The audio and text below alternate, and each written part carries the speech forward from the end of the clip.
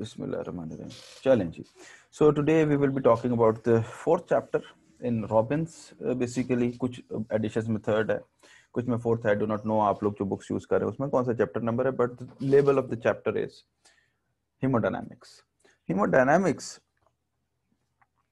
के अंदर हम कुछ चीजें देखेंगे. देखो नॉर्मल हीमोडायनामिक्स की जब हम बात करते हैं तो हम नॉर्मल फ्लूइड होमियोस्टेसिस को एक्नॉलेज कर रहे होते हैं. नॉर्मल फ्लूइड होमियोस्टेसिस, इसके अंदर एक छोटी सी बात है. जिन लोगों ने शुरू से ज्वाइन किया हुआ उनको थोड़ा सा आइडिया होगा, क्योंकि उनको मैंने ये चीजें पहले भी बताई थी.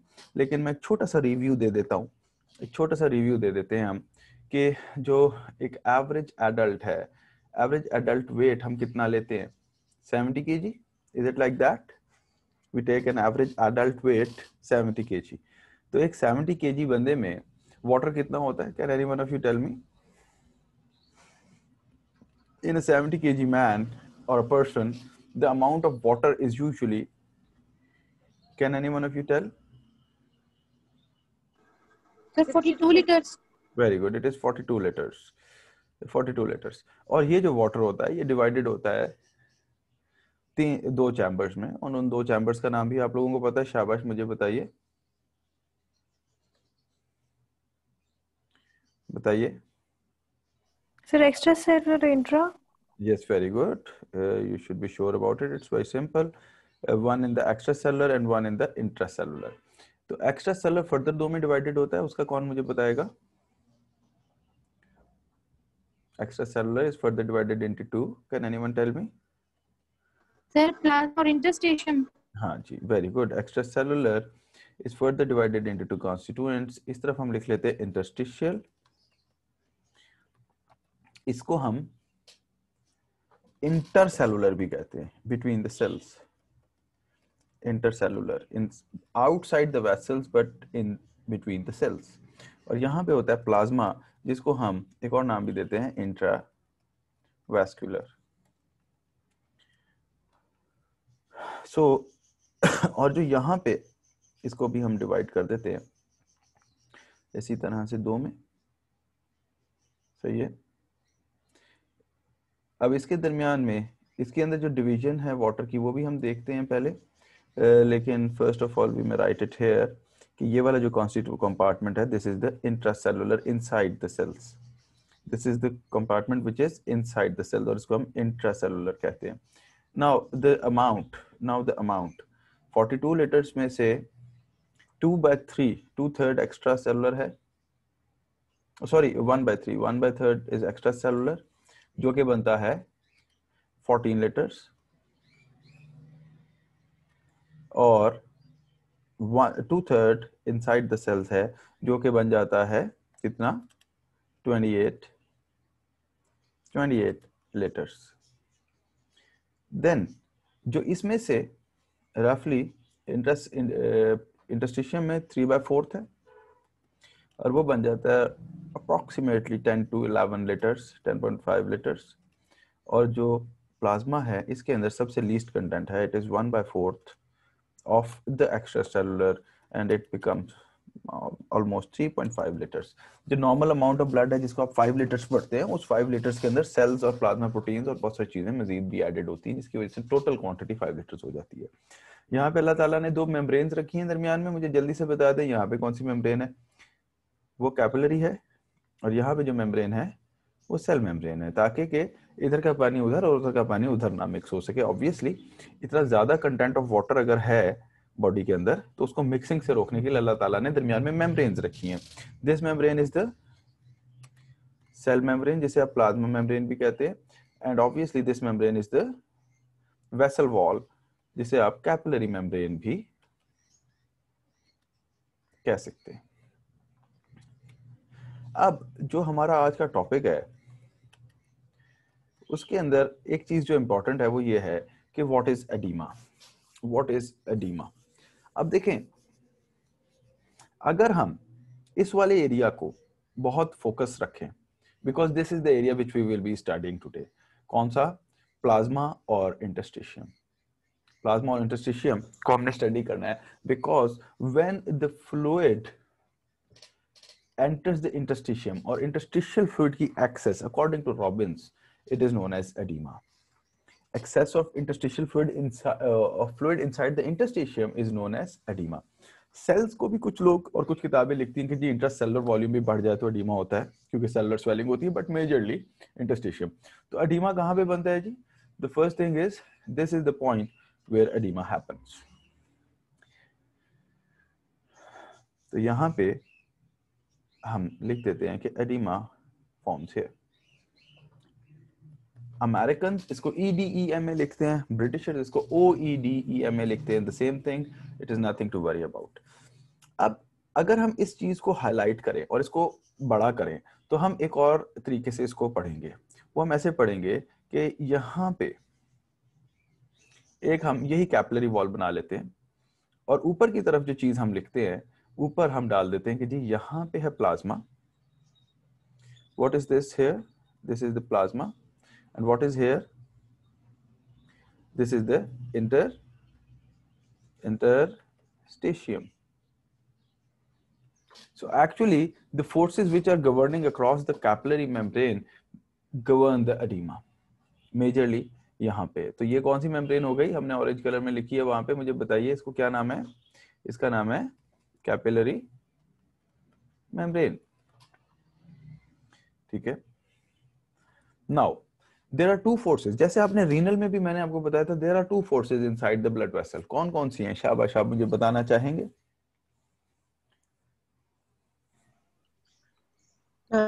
Hydrostatic pressure and plasma colloid pressure. Very good. The first one is plasma hydrostatic pressure, which will push the fluid down, and the second one is, जो इससे थोड़ी छोटी होती है, is this will pull the fluid up. यहाँ पे so the first force is number one. बोलिए. शाबाश बिस्मा, आपने बिल्कुल ठीक बोला. Plasma hydrostatic. I'm not writing pressure and pressure again and again. It is plasma hydrostatic pressure. Understood है? आप लोग बड़े हैं, बच्चे नहीं हैं. You can guess कि क्या है. और ये वाली जो force है number two, it is plasma colloid osmotic, जिसे oncotic भी कहते हैं. colloid osmotic pressure ये water को अपनी तरफ पुल करेगी बाहर की तरफ. ठीक है. Then the same two forces exist in the interstitium also. Interstitium में भी हम बना लेते हैं. एक फोर्स वो होगी जो यहाँ पे वाटर की होगी, which will try to push the water back into the vessels, और एक फोर्स यहाँ पे होगी जो प्रोटीन्स की वजह से होगी. It is definitely less, जो यहाँ से इधर से इसको खींचने की कोशिश करेगी इंटरस्टिशियम की तरफ. So this force should be interstitial hydrostatic pressure, and the next one should be interstitial, बोलिए colloid osmotic. ये exist? Osmotic. Does this force exist? Even exist? Yes, it exists. Nephron के केस में अगर आप याद करें हमारा रीनल का लेक्चर, नेफ्रॉन के केस में ये ग्लोमेरुलस था ऊपर और नीचे बाउमन्स कैप्सूल था. और मैंने आपको बताया था कि ग्लोमेरुलर फिल्ट्रेट में चूंकि प्रोटीन्स नहीं आती तो लास्ट एलिमेंट वर्क नहीं करता और इसकी मिलीमीटर्स ऑफ मर्करी में जो वैल्यू थी वो 0 थी. याद आया? अलबत्ता इंटरस्टिशियम में minimum amount of proteins are lost. They are lost. इसलिए इस कंडीशन में इसकी वैल्यू है. ठीक है. तो ये मैं आगे आपको बताऊंगा. और वो प्रोटीन्स को कैरी किसने करना होता है? वो लिम्फ ने करना होता है. Definitely I will be going towards that topic also. तो अब यहाँ पे आने के बाद अब हमारे पास एडिमा फॉर्मेशन की कुछ कॉजेस बनेंगी.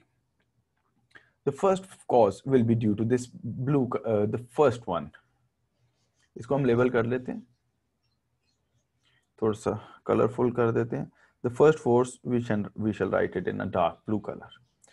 ओके. तो इसके बढ़ने से एडिमा होगा. The first causes of edema should be due to increased plasma hydrostatic pressure. Can any one of you dictate कि कौन कौन सी कंडीशंस में ये प्रेशर बढ़ता है और उससे कौन कौन से एडिमाज होते हैं? शाबाश. अब जल्दी जल्दी से, अब इधर मैं नहीं लिखूंगा, आप लोग लिखिएगा. इसके अंदर फर्दर बहुत सारी कॉजेज हैं. आपको एमसीक्यूज आएंगे, जैसे आप वो व्हाट्सएप के ग्रुप में भी कल परसों डिस्कस हो रहे थे कि लिवर के एडिमा में क्या है, कौन से में क्या है. I will be clearing all of the points here. सबसे पहली बात देखो, हार्ट. एक सिंपल सी एग्जांपल मैं देता हूं, just a second. If this blue colored pen is a vein, my hand is a heart, and the red colored pen is an artery. Blood will be coming from this side and will be leaving this side. अगर ये heart failed हो जाए तो ये veins किस चीज की combination से बनती हैं? कैपिलरीज से. यहाँ पे कैपिलरीज हैं जिन्होंने मिलकर वेन बनाई. वेन से वो हार्ट में आया, हार्ट ने उसको पुश किया और वो कैपिलरीज में डिस्ट्रीब्यूट हो गया. हाँ, वो लंग्स की कैपिलरीज हैं या बॉडी की कैपिलरीज हैं. लंग्स की कंडीशन में ये ब्लू होगा क्योंकि डीऑक्सीनेटेड ब्लड जाएगा. बहरहाल दैट्स अनदर डिस्कशन. तो अगर यहां वाला हार्ट फेल हो जाए तो क्या वेन्स में ब्लड पूल कर जाएगा? यस. अगर वेन्स में ब्लड पूल करेगा तो वेन्स की जो कैपिलरी हैं वो कंजेस्ट हो जाएंगी with water and blood. Do you agree with me? बताएं. Yes sir. तो क्या उसमें से फ्लूइड सीप आउट कर जाएगा और हाइड्रोस्टैटिक प्रेशर बढ़ जाएगा? Yes sir. So the first cause is heart failure. Now look, heart failure is a very broad term. अब इसके अंदर बहुत सारे questions आते हैं बच्चों के दिमाग में. वो कहते हैं कि जी heart failure तो बड़ी broad term है. हमने पढ़ा congestive cardiac failure, right heart failure, left heart failure. तो अब इसके अंदर further elaboration required है. तो मैं बता देता हूँ जी. Right heart failure. Right heart failure is a cause as well as left heart failure is a cause. Right heart failure में blood, right heart में blood कहाँ से आता है? Superior vena cava and inferior vena cava. Major दो sides हैं. Superior vena cava के ऊपर ग्रेविटी का इफेक्ट होता है जिसकी वजह से यहाँ पे कैपिलरी कंजेशन कोई खास ज्यादा नहीं होती. हो जरूर सकती है, पफीनेस ऑफ द फेस हो सकता है, लेकिन मेजर नहीं है. यहाँ पे सिर्फ जेवीपी रेज्ड होती है. अलबत्ता डिपेंडेंट एडिमा होता है इन द लोअर बॉडी, खसूसन इन द लोअर लिम्स. तो राइट हार्ट फेलियर में कहाँ पे हाइड्रोस्टैटिक प्रेशर बढ़ने की वजह से एडिमा होगा? Dependent areas of the body, खसूसन especially the lower limbs. Number 2, can anyone tell me? Sir, lungs. Oh no. Peripheral edema. No, not lungs, not lungs. upper limb. Upper limb में भी चलो, अगर पेशेंट लेटा हुआ है तो हाथ पांव भी बिल्कुल हाथों में भी हो सकता है. Nutmeg liver, have you heard that word? क्योंकि इंफीरियर वेना केवा की एक ट्राइब्यूटरी पोर्टल वेन भी है. समझे? इंफीरियर वेना केवा में एक ट्राइब्यूटरी पोर्टल वेन की भी आ रही है. अब इंफीरियर वेना केवा से आगे blood left right heart pump नहीं कर पा रहा तो पोर्टल वेन भी पूल कर जाएगी और लिवर कंजेस्ट हो जाएगा, लिवर एनलार्ज हो जाएगा और इस तरह के एडीमा में उसे हम क्या कहते हैं? Nutmeg liver. अब पोर्टल वेन का लफ्ज तो मैंने बोला, लेकिन अब मैं इसको फर्दर एलैबोरेट करता हूँ. जीआईटी से आती है पोर्टल वेन लिवर को, लिवर से निकलती हैं 2 to 3 हेपेटिक वेन्स जो कि इंफीरियर वेना केवा में जाती हैं. One portal vein enters the liver, 2 to 3 hepatic veins enter the inferior vena cava. तो जब inferior vena cava आगे राइट हार्ट आगे ब्लड पंप नहीं करेगा तो just like a traffic block एक चीज लंबी होती जाएगी. तो हेपेटिक वेन्स में पूलिंग की वजह से लिवर एनलार्ज होगा और लिवर एनलार्जमेंट की वजह से पोर्टल हाइपरटेंशन भी हो जाएगी और पोर्टल वेन का प्रेशर बढ़ने की वजह से एब्डोमिनल कैविटी में भी फ्लूइड सीप कर जाएगा. तो उसे हम क्या कह देंगे? एसाइटिस. तो एसाइटिस सिर्फ लिवर फेलियर में नहीं होती, राइट हार्ट फेलियर में भी हो सकती है. सो राइट हार्ट फेलियर में आपको कहां पे एडिमा देखने को मिलेगा? Majorly dependent sides of the body, specially the lower limbs. Plus there will be a nutmeg liver due to congestion of blood in the capillaries of the liver, and then it will result in portal hypertension जिससे क्या हो जाएगी? ascites. So these 3 edemas you should remember in the right heart failure. Then we come to the left heart failure. अब left heart failure में क्या है कि left heart में blood पल्मोनरी वेन्स से आ रहा है, लंग्स से आ रहा है ऑक्सीजनेटेड ब्लड लेफ्ट हार्ट में, और लेफ्ट हार्ट एओर्टा के थ्रू डिलीवर कर रहा है टू द बॉडी. ऐसे ही है, ठीक है ना? तो अगर लेफ्ट हार्ट फेलियर होगा तो एडीमा कहां होगा? लंग्स में, पल्मोनरी एडीमा. सही हो गया? नहीं सर, नहीं समझ आया. देखो, लेफ्ट हार्ट ने ब्लड पंप करना है बॉडी में और रिसीव कहां से करना है? लंग से. अब जब लेफ्ट हार्ट आगे ब्लड पंप नहीं कर पा रहा तो पीछे पूल हो जाएगा, कूलिंग की वजह से. हाँ ठीक है. ठीक है ना?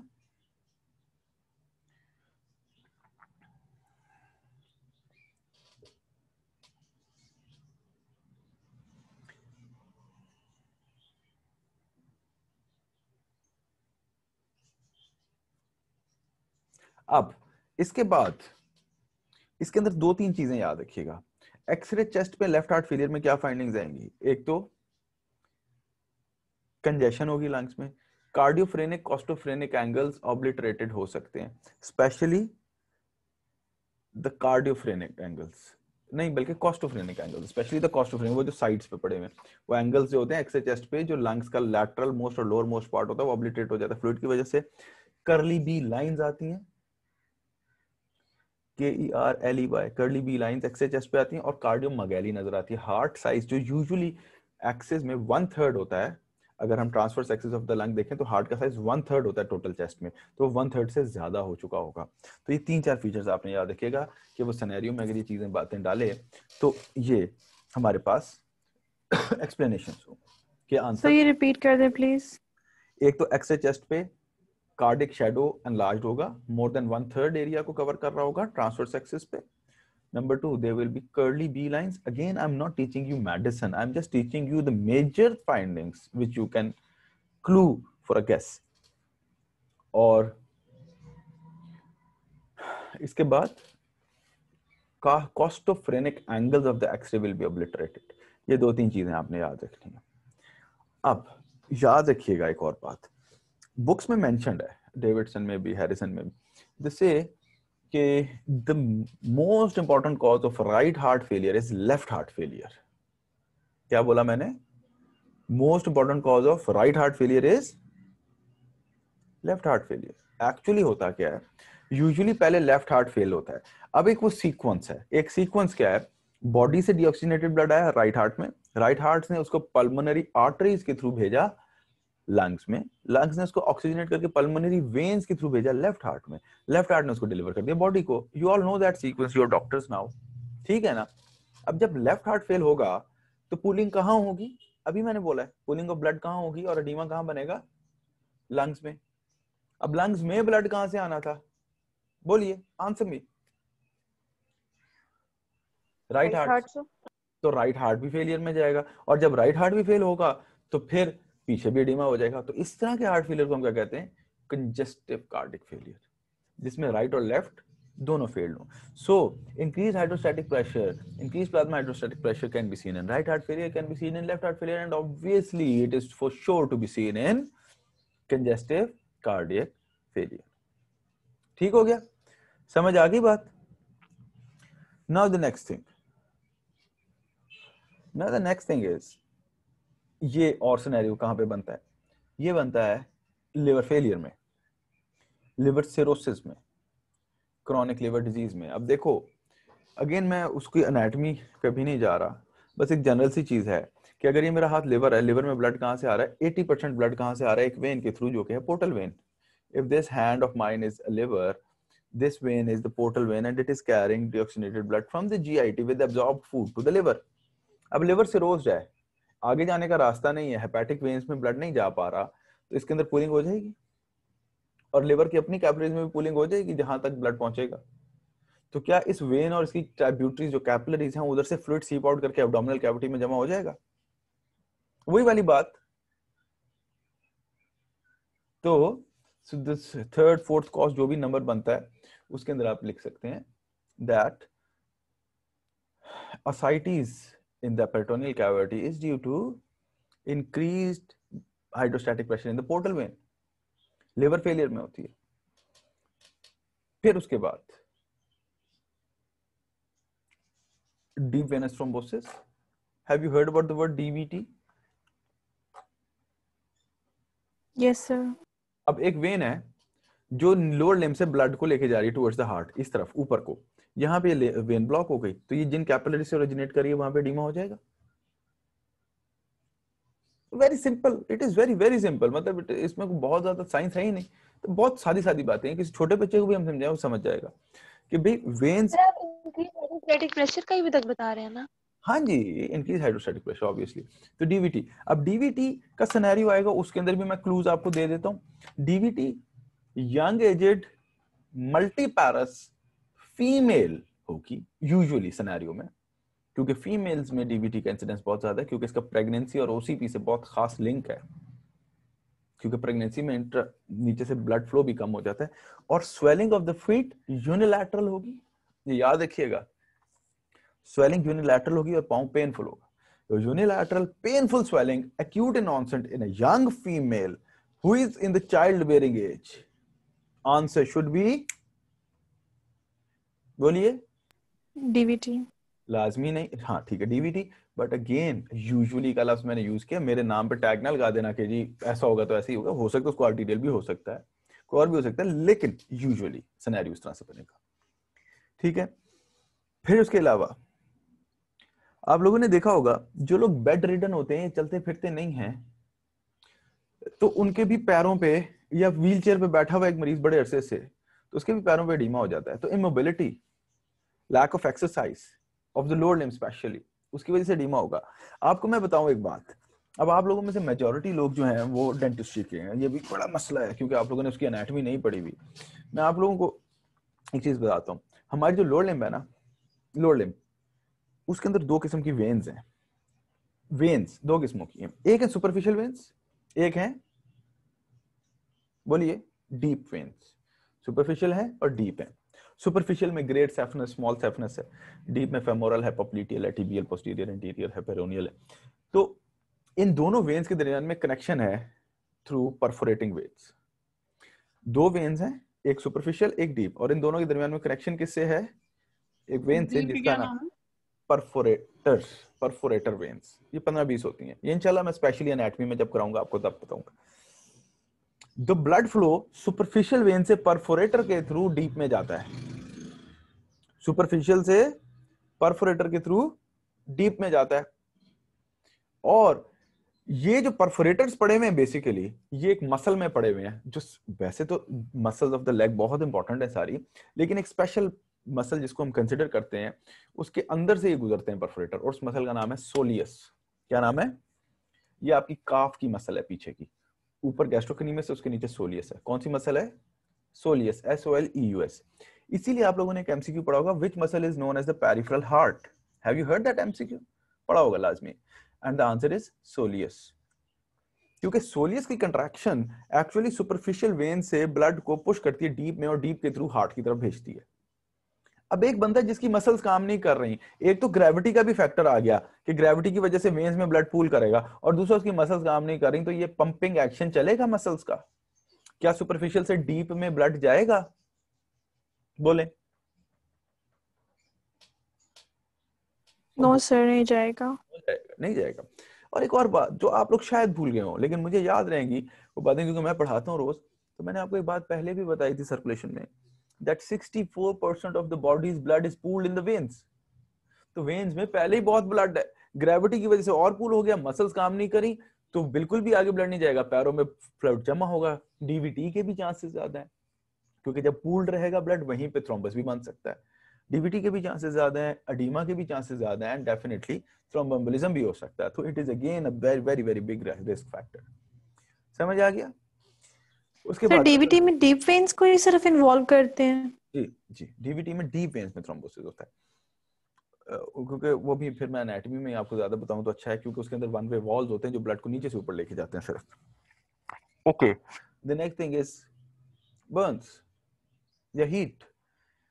जब बर्न होता है या एक्सेसिव हीट होती है, तो वहां पे वेजोडाइलेशन होती है, आर्टरीज डायलेट कर जाती हैं, तो वो भी किसी ना किसी हद तक एडिमा कॉज कर सकती हैं। And obviously neurogenic shock, anaphylactic shock, और कौन सा है तीसरा?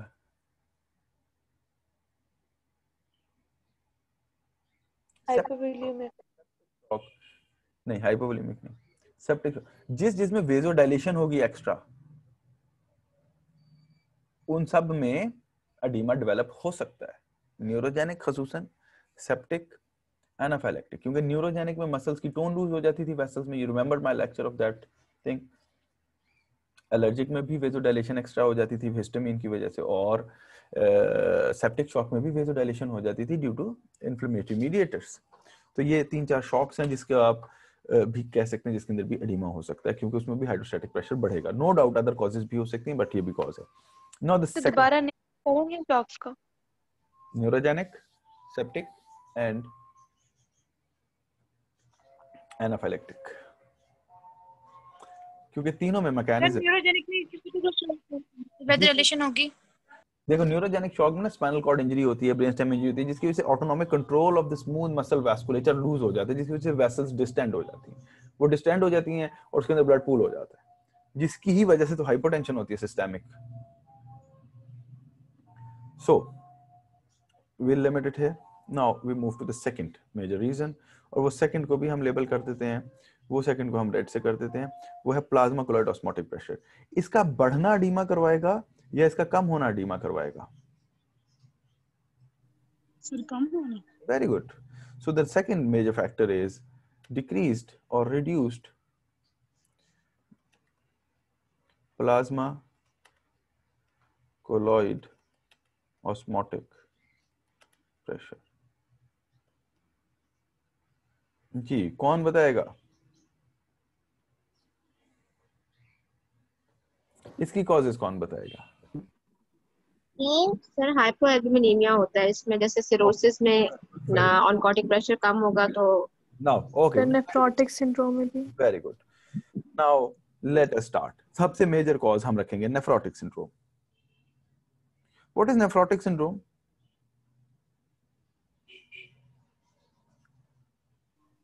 प्रोटीन लॉस होता है इसमें। हाँ। Due to GBM injury. Okay, देखें नेफ्रोटिक सिंड्रोम की ढेर कॉजेज है। हमारी सोसाइटी में मोस्ट कॉमन वैसे डायबिटीज है। कोई भी ऐसी ग्लोमेरुलोनेफ्रोपैथी जिसके अंदर प्रोटीन लूज हो रहा हो किडनी से, तो उसे हम क्या कहेंगे? Nephrotic syndrome. तो इसको नेफ्रोटिक सिंड्रोम लिखने से बेहतर है मैं कहता हूं प्रोटीन लूजिंग ग्लोमेरुलोनेफ्रोपैथीज। ऐसी ग्लोमेरुलो या नेफ्रॉन्स की पैथोलॉजीज, ग्लोमेरुलस या नेफ्रॉन की पैथोलॉजी जिसकी वजह से किडनी से प्रोटीन लूज हो रहा है। सो द फर्स्ट वन, जिसको हम कलेक्टिवली नेफ्रोटिक सिंड्रोम कह सकते हैं। अब नेफ्रोटिक सिंड्रोम में भी इंपॉर्टेंट है एक दो बातें याद रखना। इसमें 4 फीचर्स होते हैं। हाँ जी, क्या क्या होते हैं? हाइपोलिपिडीमिया, हाइपोएल्ब्यूमिनीमिया, हाइपरएल्ब्यूमिनयूरिया, हाइपोएल्ब्यूमिनीमिया, हाइपरएल्ब्यूमिनयूरिया। जो ब्लड का एल्ब्यूमिन होता है वो लेस देन 2.5 ग्राम पर डेसीलीटर होता है। डायग्नोस्टिक बता रहा हूं आपको। ब्लड का एल्ब्यूमिन जो होता है काउंट लेस देन 2.5 ग्राम पर डेसीलीटर होता है। यूरिन में 3 to 3.5 ग्राम्स प्रोटीन होती है। और इसमें वैसे बेसिकली ना प्रोटीन टू क्रेटिनिन रेशो होता है, वो भी देखा जाता है, लेकिन आप उस तरफ मत जाएं। तीसरे नंबर पे एडीमा होता है और चौथे नंबर पे हाइपरलिपिडीमियाज होते हैं। क्या होते हैं?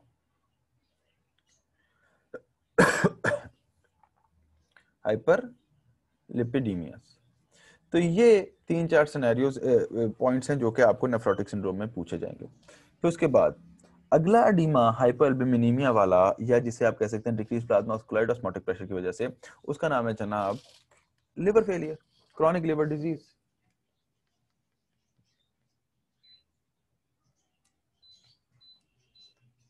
Chronic liver disease.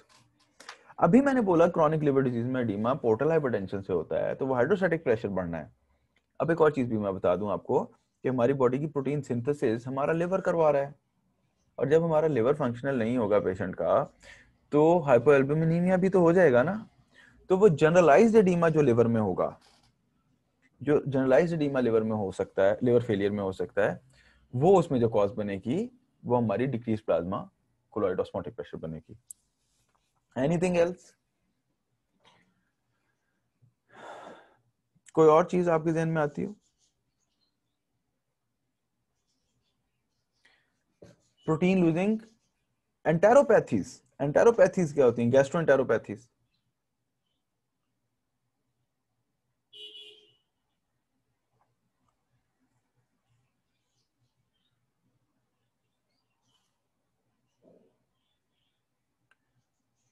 हाँ जी,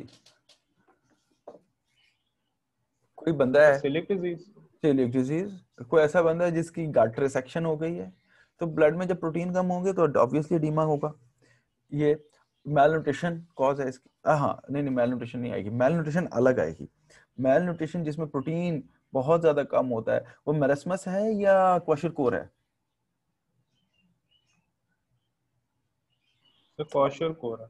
क्वाशरकोर है सर। Very good. मरस्मस में डेफिशिएंसी न्यूट्रिएंट्स की तमाम होती है और एनर्जी की भी डेफिशिएंसी होती है, कैलोरिक इनटेक भी कम होता है। क्वाशरकोर में सिर्फ प्रोटीन कम होते हैं, कैलोरिक इनटेक तकरीबन एडिक्वेट होता है, जिसकी वजह से क्वाशरकोर का बच्चा जब आप देखेंगे या पेशेंट जब आप देखेंगे तो उसमें असाइटिस होगी और जनरलाइज सा थोड़ा बहुत एडिमा होगा। तो kwashiorkor it's again a very big cause. तो ये हो गए। फिर उसके बाद तीसरी कॉज जो हमने इधर नहीं लिखी वो है ऑस्मोटिक प्रेशर के हिसाब से। ये तो कोलॉइड ऑस्मोटिक है, वो सादा ऑस्मोटिक प्रेशर, वो जो आयंस और सोडियम करता है। तो आप थर्ड कॉज लिखिएगा जो यहाँ पे मेंशन्ड नहीं है। वो मैंने आपको वो रूल जो बताया था नेफ्रॉन्स में, किडनी में, और मैं अक्सर ये बात बोलता हूँ कि water is in love with sodium, और जहां पे भी सोडियम ज्यादा है वाटर उसके पीछे पीछे वहां चला जाता है। So the third cause may be sodium retention. Sodium retention की वजह से भी एडिमा हो सकता है। जी शाबाश। तो अब इसके अंदर कौन सी कॉजेज होंगी बताइए। जो लिवर फेलियर के पेशेंट्स होते हैं उन्हें हम प्रोटीन जो रीनल फेलियर के पेशेंट्स होते हैं उनका सॉल्ट इंटेक लिमिटेड कर दिया जाता है। क्यों? कि जब किडनी फेलियर में यूजुअली पेशेंट इनसफिशिएंट होता है रीनल फंक्शन के हिसाब से, तो जब वो ज्यादा सोडियम लेगा किडनी उसको एक्सक्रीट आउट नहीं कर पाएगी, जिसकी वजह से सोडियम अपना वाटर होल्ड रखेगा बॉडी में, और ब्लड वॉल्यूम पहले जो एडिमा हो रहा था नेफ्रोटिक सिंड्रोम में या रीनल डिजीज में, तो वो एडिमा और बढ़ जाएगा। तो आप यूं याद रखिएगा कि सोडियम रिटेंशन किस कंडीशन में हो सकती है? Excessive sodium intake in a case of renal insufficiency. एक पेशेंट है जिसकी किडनी नॉर्मल नहीं है, लेकिन देखिए नॉर्मल आदमी में सोडियम इंटेक थोड़ा सा ब्लड प्रेशर तो बढ़ाता है लेकिन अल्टीमेटली वो निकल जाता है, लेकिन रीनल इनसफिशिएंसी होगी तो एडिमा होगा। ठीक है। और सर हाइपरएल्डोस्टेरोनिज्म में हो सकता है। Very very good, I was just coming towards that thing. इसको मैं थोड़ा सा डिफाइन इस तरह से कर देता हूं। नॉट हाइपरएल्डोस्टेरोनिज्म का हम अकेले का नाम नहीं लेते ना, हम कहते हैं rennin angiotensin aldosterone ADH system deviation, over functionality. हाँ, वो रेनिन सिक्रीटिंग ट्यूमर भी हो सकता है, वो एंजियोटेंसिन एक्सेस भी हो सकती है, वो एल्डोस्टेरोन एक्सेस भी हो सकती है, वो एडीएच एक्सेस भी हो सकती है, कोई भी कंडीशन इन सारों में से, क्योंकि ये सारा सिस्टम एक स्कीम में चलता था, एक थीम में चलता था।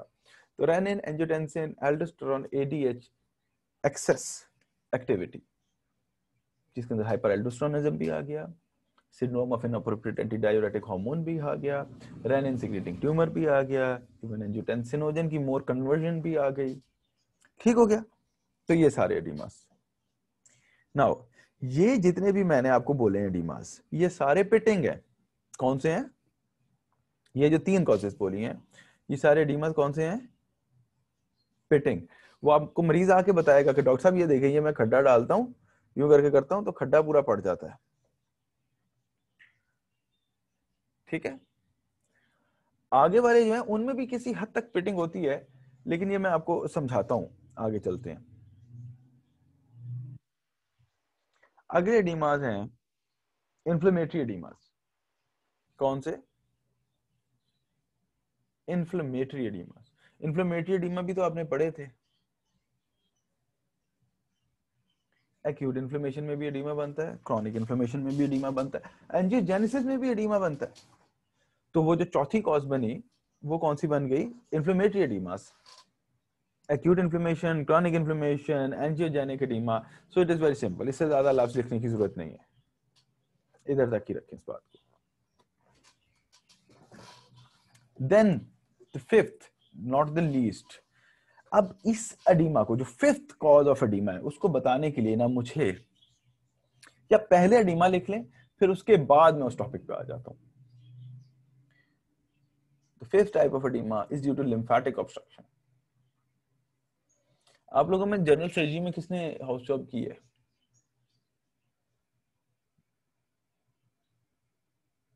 किसी ने भी नहीं? सब नहीं।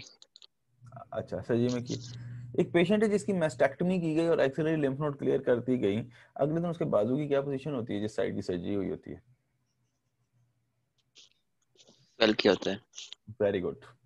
देखें, अब मैं जरा अपने ऊपर फोकस कर लेता हूं। देखें जी, होता क्या है, जो ब्रेस्ट का लिम्फेटिक ड्रेनेज है ना लैटरल हाफ का, वो एंटीरियर एक्सिलरी लिम्फ नोड्स हैं। कौन सी हैं? Anterior axillary lymph nodes. और एंटीरियर एक्सिलरी लिम्फ नोड्स पूरी अपर लिम्फ का भी लिम्फ ड्रेन कर रही हैं। जब ब्रेस्ट सर्जरी होती है तो यूजुअली एक्सिलरी क्लियरेंस की जाती है, या उसमें मेटास्टेसिस होते हैं, या इवन सैंपलिंग के लिए निकालना भी एक इंडिकेशन है। मैं सर्जरी में नहीं मैं जा रहा कि वो किस तरह से करते हैं और क्या रूल्स हैं। बहरहाल जब हम एंट्री एक्सिलरी लिम्फ नोड्स निकाल देते हैं तो अगले दिन या 1-2 दिनों के बाद पेशेंट का बाजू यूं फूला हुआ होता है, क्योंकि वही लिम्फ नोड अपर लिम्फ के लिम्फ को भी ड्रेन कर रही थी। और हमने ब्रेस्ट सर्जरी में ये लिम्फ नोड्स निकाल दी तो इसका एडिमा हो जाएगा। तो lymphatic obstruction removal due to surgery, सही है ना? ओके। अब आप लोगों ने एक और चीज सुनी होगी, peau de orange appearance breast cancer में। PEAU डैश डाल के de, peau de orange appearance सुना है? जी। What is that?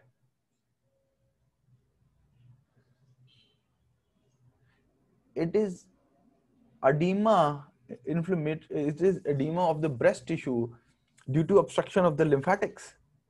कि lymph नहीं जा रहा जिसकी वजह से breast tissue में edema हो रहा है और वो bulge out कर रहा है, वो like pits in the orange skin, उसके अंदर fibrous septa जो लगे होते हैं उसकी वजह से वो retraction आती है। बहरहाल again ये भी एक specialized topic है, ये उसी area में ही समझ आएगा। लेकिन ये दो तीन चार examples जो मैं दूंगा lymphatic obstruction में, एक तो ये हो गया, एक post surgical removal हो गया, पोस्ट रेडिएशनल रेडियोथेरेपी जब अगर आप कर दें लिम्फ नोड्स को, वो डैमेज हो जाएंगी, तो वो जिस एरिया के लिम्फ को ड्रेन करेगी वहां पे स्वेलिंग हो जाएगी, लिम्फेडिमा हो जाएगा। कैंसर के स्प्रेड से वाली मैंने एग्जांपल भी दे दी, सर्जिकल रिमूवल वाली भी, रेडियोथेरेपी वाली भी। इसके अलावा एक पैरासाइट है जो कि लिम्फ नोड्स, खसूसन इंग्वाइनल लिम्फ नोड्स में रहता है, प्रोलिफरेट करता है। किसको नाम याद है उसका?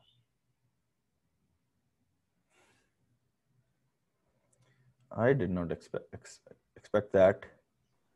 सर वो एलिफेंटिएसिस वाला ना? हाँ एलिफेंटिएसिस वाला। एलिफेंटिएसिस तो यार सादा लफ्ज है, वो तो याद रह ही जाता है ना। ऑर्गेनिज्म का नाम बताओ। वैक्यूरेरिया bancrofti.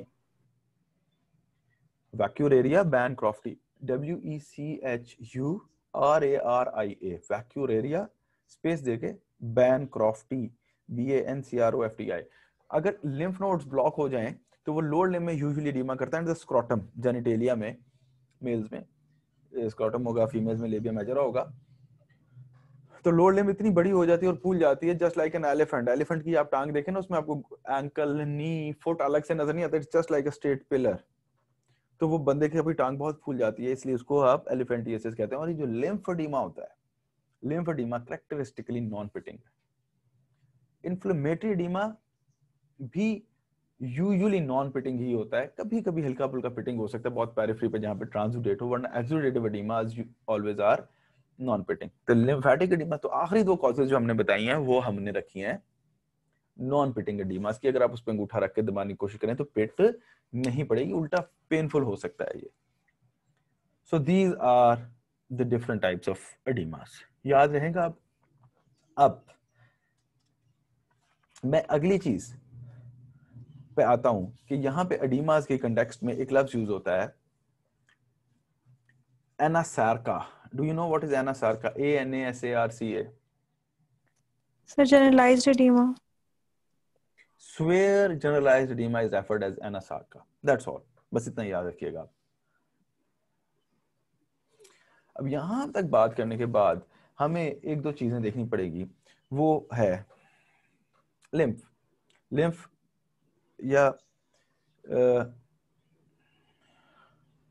lymph, the lymphatic system of the body. It is very very important and the most understood. lymphatic system में देखो तीन constituents हैं। मैं इसको इस तरीके से पढ़ाता हूँ। There are 3 constituents of the lymphatic system. कोई मुझे बता सकता है? एक तो lymph nodes हो गई, आपको पता ही है। एक lymph vessels हो गई जिन्हें हम lacteals भी कहते हैं, वो भी हम सबको पता है। तीसरे कौन से constituents हैं? वो lymphoid organs हैं जो collectively body में लगे हुए हैं, जैसे spleen, जैसे thymus, जैसे palatine tonsil, जैसे lingual tonsil। ये जितने tonsils हैं ये सारे lymphoid हैं। जैसे वो अब वॉल्डर्स रिंग पढ़ते थे ओरल पैथोलॉजी में, ओरल बायोलॉजी में, इवन मेडिसिन में, ENT में। वॉल्डर्स रिंग याद है? वो जो ओरल कैविटी के अंदर लिम्फोइड टिश्यूज का लिंगुअल टॉन्सिल होता था, पैलेटाइन टॉन्सिल होता था, नेसोफेरिंजियल टॉन्सिल होता था, कोई हाल नहीं है वैसे तुम लोगों का। तो lymphoid system is present in 3 parts. एक तो है कलेक्शंस, सॉलिड कलेक्शंस या सॉलिड स्ट्रक्चर्स। सॉलिड स्ट्रक्चर्स की एग्जांपल्स, जो largest single collection of lymphoid tissue in the body है वो है स्प्लीन। थाइमस है, थाइमस रिग्रेस कर जाता है एडल्ट्स में। टॉन्सिल्स हैं, वो फिर सारे टाइप्स के आ जाते हैं। एक तो ये, इनके ऊपर हमारा मेजर फोकस नहीं होगा आज। हमारा जो मेजर फोकस होगा वो अगले 2 पे होगा। उसके अंदर जो नर्व्स आते हैं वो है lymph nodes and the third one are lymph vessels, जिन्हें आप क्या कहते हैं, लेक्टिल्स। ठीक हो गया जी। Now what are the normal functions of lymph? कौन बताएगा मुझे?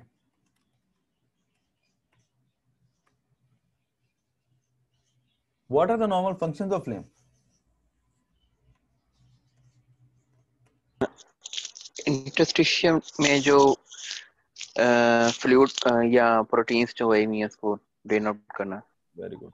सर इम्यून सेल्स को प्रोड्यूस करना। Okay. Okay. और एक्सेस को भी रिमूव करना जो वेस्ट है, Very good. फैटी एसिड्स वगैरह। Excellent. If I clap loudly, आपका क्या ख्याल है, मेरे हाथों को डैमेज हुआ है? अगर मैंने बहुत जोर से क्लैप कर दिया, मेरे हाथों को डैमेज हुआ है? नो, जी सर। थोड़ा Yes, सा sir. है। फिजिकली या on my life it has no impact, लेकिन माइक्रोस्कोपिक लेवल पे जाके देखेंगे आपने कहा था होता है। होता है। उसके अंदर कैपिलरीज टूट जाती हैं और प्रोटीन्स लूज हो जाती हैं इंटरस्टिशियम में। अब वो प्रोटीन्स चूंकि वापस कैरी करने का कोई सिस्टम नहीं है in the blood, that proteins are to be carried with the lymphatics towards the body.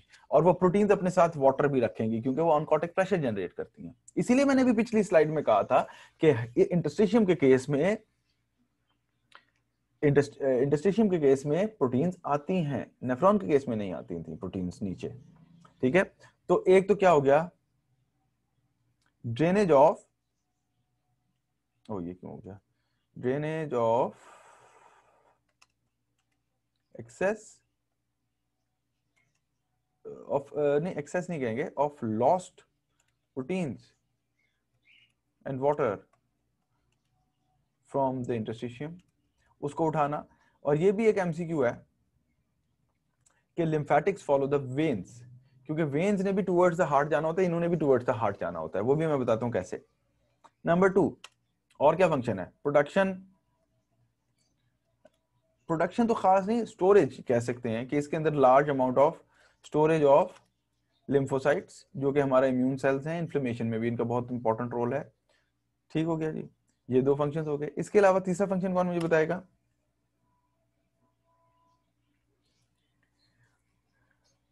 कल रात पिज्जा किसने खाया है? या जिंगर पे एक्स्ट्रा चीज किसने डलवा के खाई है? या घर में फैटी फूड खाया है कल किसी ने? कल परसों तरसों खाया है? It's nothing to be shameful about, it's a normal thing. किसी ने, अच्छा चलो, फैटी फूड खाया है कभी जिंदगी में? जी सर खाया। अगर ये लिम्फेटिक सिस्टम ना होता ना तो शायद हम लोग सारे अब तक मर चुके होते। जो 3 मेजर न्यूट्रिएंट्स हैं जो हम लेते हैं अपनी डाइट में, एक प्रोटीन्स हैं, कार्बोहाइड्रेट्स हैं, एक फैट्स हैं। प्रोटीन्स और कार्बोहाइड्रेट्स डायरेक्टली ब्लड में कैरी होते हैं, fats are carried through the lymph, then they are processed, वो डायरेक्टली ब्लड में नहीं जाते। तो transport of absorbed fats from the GIT, 3 functions हो गए। चौथा फंक्शन जो कि एक अजीब फंक्शन है, वो ये है कि फंक्शन तो नहीं कह सकते, it's a bad function, it's a malfunction actually. Cancer spread. कौन से वाले कैंसर्स? सार्कोमास या carcinomas? Carcinomas. Spread via lymph. ठीक हो गया जी, ये तो हो गए इसके नॉर्मल फंक्शंस। अब इसका ट्रांसपोर्ट कैसे, या ड्रेनेज, पहले ड्रेनेज पे बात कर लेते हैं। ड्रेनेज, दो मेजर डक्ट्स हैं लिम्फेटिक, पहली कौन सी है? राइट लिम्फेटिक डक्ट, और दूसरी कौन सी है? Thoracic duct. Thoracic duct. अगर मैं एक छोटा सा फिगर बना देता हूं यहां पे,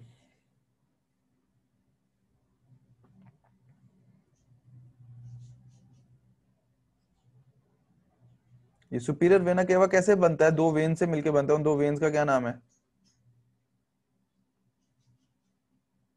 ब्रेकियोसेफलिक वेन्स।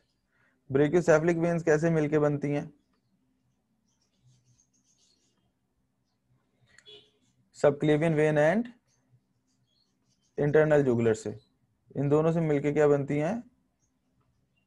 ये एक नॉर्मल हमारी बॉडी का सुपीरियर वेना केवा बना लेते हैं जी हम। सो अगर हम इसको यहाँ पे लेबल कर दें, ये क्या हो गया? What is this? This is superior vena cava. Colour बदल देते हैं, आप लोगों को नजर से आए। ये कौन सी हो गई? लेफ्ट कौन सी? सब क्लेवियन वेन। और ये कौन सी हो गई? राइट सब क्लेवियन वेन। ये क्या है? This is the right obviously internal jugular vein, और ये क्या हो गई? Left internal jugular vein. ये ब्रेकियोसेफलिक ट्रंक्स हो गए, राइट और लेफ्ट ट्रंक्स नहीं, सॉरी, वेन्स हो गई। हाँ, एक लिम्फेटिक चैनल है जो कि यहां पे ड्रेन कर रही है। कहां पे? लेफ्ट सबक्लेवियन वेन में। इसका नाम है थोरेसिक डक्ट। ठीक है। एक लिम्फेटिक डक्ट है जिसको हम पिंक में कर देते हैं, वो कर रही है राइट सबक्लेवियन में ड्रेन, और इसका नाम है राइट लिम्फेटिक डक्ट। अब ये राइट लिम्फेटिक डक्ट कहां से लिम्फ लेके आती है? मुझे बताइए, शाबाश, कौन बताएगा? सर ये लाती है अपर लिम्ब राइट और हेमिथोरैक्स, राइट हेमिथोरैक्स, और याद नहीं है। राइट हेमिथोरैक्स या राइट हाफ ऑफ थोरैक्स से ये लाती जी। है। बाकी ये कहां से लाती है? सर ये left head and neck, upper limb, hemithorax और peritoneum, pelvis. All body except the pink one. ठीक है, उस सारे से लिम्फ ये लेके आती है। अब इसके अंदर दो तीन पॉइंट्स मजीद हैं कि उसको मैं वैसे ही डिक्टेट कर देता हूं कि क्योंकि ये इसका ड्रेनेज तकरीबन above the level of heart है, above the level, at the level of heart है। Above the level of heart lymph का फ्लो यूजुअली ग्रेविटी से होता है। Below the level of heart कैसे होगा?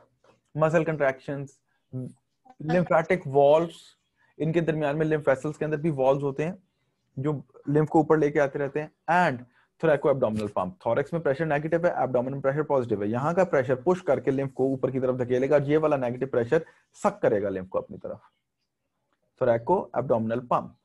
ठीक है, तो ये तीन फैक्टर्स हैं जो below the level of diaphragm और below the level of heart lymph को टुवर्ड्स द हार्ट लेके आते हैं। अपर से कैसे है? Just through the gravity. Lower से कैसे है? Lymphatic valves, muscle contractions, and number 3 thoraco abdominal pump. तो ये चीज आप लोगों ने याद रखनी है। ये हो गया lymph. Now the next topic is hyperemia and congestion. It is a very very simple topic, a very very simple topic. देखें, hyperemia, do you understand what is hyperemia? एक आर्टरी होती है, एक वेन होती है। Direction of blood flow obviously artery से when में होता है, और दरमियान में एक ऑर्गन लगा हुआ होता है। एक जनरल जो स्कीम है बॉडी की, ये एक ऑर्गन है। डायरेक्शन ऑफ ब्लड फ्लो कैसे? डायरेक्शन ऑफ ब्लड फ्लो क्या होगा? From the artery to the organ and then to the vein. ठीक है, अगर यहां पे if in the artery the blood supply is increased, it is known as hyperaemia. ये क्या है? यहां पे हम क्या लिखेंगे? This is hyperaemia, this is increased arterial supply to the tissues। ठीक हो गया। और कंजेशन क्या होता है? Can anyone tell me? शाबाश, you know it, don't know it? Sir, obstruction आती venous है। return. Decreased venous return या venous output अगर कम हो जाए तो उसे हम क्या कह देंगे? It is congestion. It is a very very simple topic. इसके अंदर मेजर कॉजेज क्या होती हैं या इसके अंदर डिफरेंसेस क्या होते हैं? Now I will elaborate you in minutes. आप लोग लिख लें. Hyperemia is an active process. First of all एक टेबल बना लें, hyperemia versus congestion. Hyperemia is an active process, congestion is a passive process.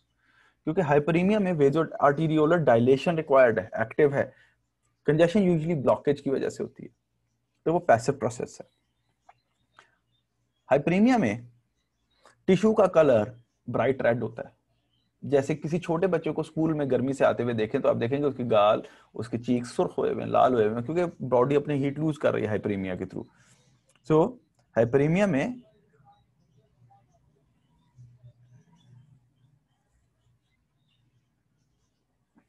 Sir congestion का दोबारा बता दें, मेरा नेट बंद हो गया. हाइपरेमिया में इंक्रीज्ड एक्टिव प्रोसेस है, congestion is a passive process. Hyperemia में टिश्यू का कलर ब्राइट रेड है, कंजेशन में टिश्यू का colour bluish purplish dusky colour होगा ना, ब्लूइश रेड, साइनोटिक हो जाएगा, साइनोसिस होगी basically. Hyperemia usually does not result in tissue damage. Usually का वर्ड ऐड कर रहा हूं क्योंकि सिवियर हाइपरेमिया से हेमरेजेस हो सकते हैं, तो उससे जरूर हो सकता है टिश्यू लॉस, लेकिन सिंपल हाइपरेमिया तो वो टिश्यू लॉस नहीं करेगा. Congestion will ultimately result in death of the tissue. क्यों? क्योंकि आगे ब्लड नहीं जा रहा, तो ऑक्सीजनेटेड ब्लड आएगा भी तो नहीं ना. And congestion can result in a red infarct. A red infarct. अब ये क्या बात की मैंने? ये समझ आई है किसी को?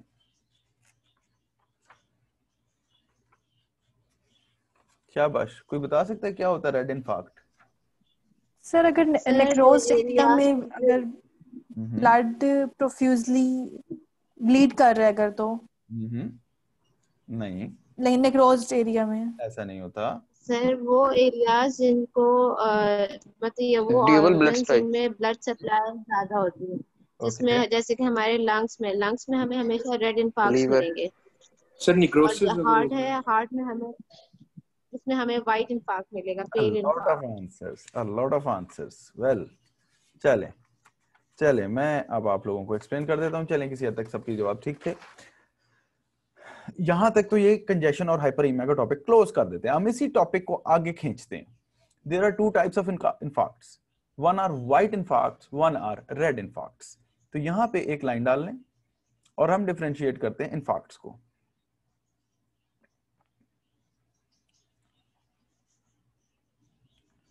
पहला कौन सा है? White infarct. इसको मैं रेड कलर से लिख रहा हूं क्योंकि because it is due to blockage of arteries या किसी आर्टीरियल सप्लाई का ब्लॉकेज या रप्चर रिजल्ट करेगा व्हाइट इन्फार्क्ट में. Usually blockage is the major thing.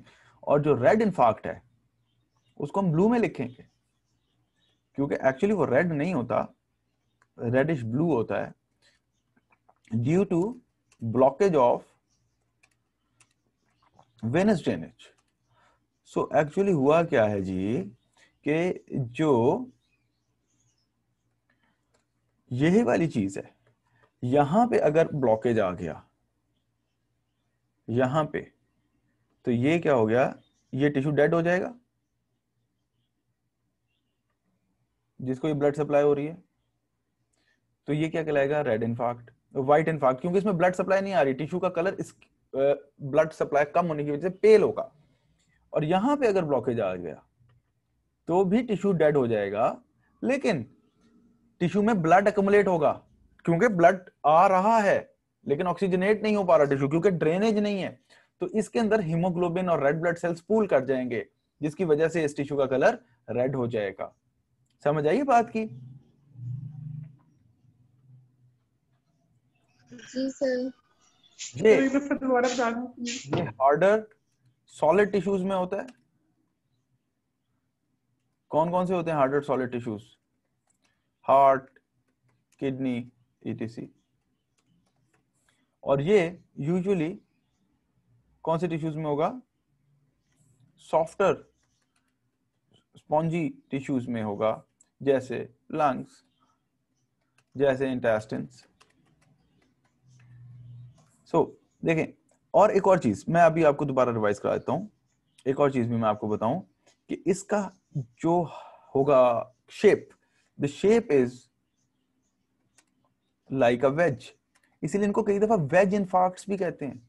Like a wedge, triangular in shape होते हैं। मैं भी बना के भी दिखाता हूं। और ये कैसे होते हैं, कौन बताएगा इनका shape? Oval to irregular in shape, क्योंकि वेन्स जो होती है ना वो यूजुअली इधर उधर से स्कैटर्डली आती है। आर्टरी यूं ब्रांचिंग करती है 2, 3, 4, तो वो एक यूं टिपिकल ट्रायंगुलर पैटर्न में डिवाइड होती है। जैसे मैं अगर इसको थोड़ा सा मैं मजीद डिटेल में लेके जाऊं ना, तो मैं इसको ऐसे कर सकता हूं सॉरी, कि ये आर्टरी डिवाइड हुई, इधर से इसने ब्रांचेस निकाली, इस ब्रांच ने फिर 2 ब्रांचेस दी, तो ये इस तरह से आगे डिवाइड हुई। ठीक है ना? तो जब ब्लॉकेज होगा तो किस तरह का इन्फार्क्ट होगा? अब मैं उसको ड्रॉ कर लेता हूं। इन्फार्क्ट का शेप क्या होना चाहिए? ये एरिया डैमेज होगा यहां से यूं, यहां से यूं, और ऑब्वियसली ये। ये इसका शेप बन गया। अलबत्ता जो वेन्स होती है ना, वो अमूमन स्कैटर्ड तरीके से आती हैं।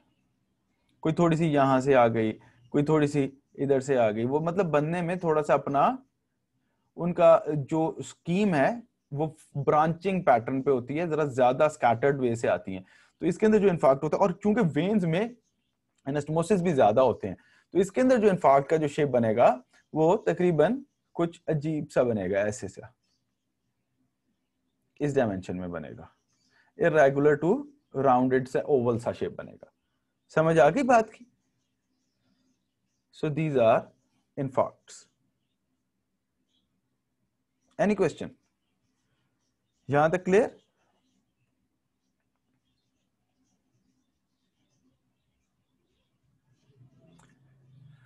सो आर्टीरियल या व्हाइट इन्फार्क्ट्स में ब्लड नहीं आएगा, वो व्हाइट रहेंगे। ब्लू इन्फार्क्ट्स में, रेड इन्फार्क्ट्स में ब्लड एक्युमुलेट करेगा, जिसकी वजह से उसका कलर रेडिश होगा, इसलिए हम उसको कहेंगे रेड इन्फार्क्ट्स। एग्जांपल्स मैंने आपको बता दी। ठीक है, now we come to the next topic. वो भी एक छोटा सा टॉपिक है,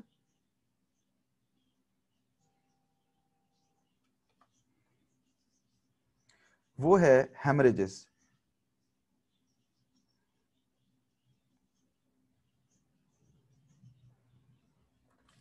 हेमरेजेस,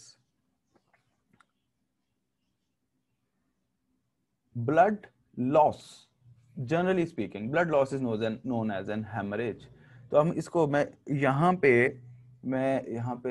इसको हम इसको अब आगे first let us start with thrombosis. उसके अंदर थ्रोम्बोसिस को समझने के लिए, व्हाट इज थ्रोम्बोसिस?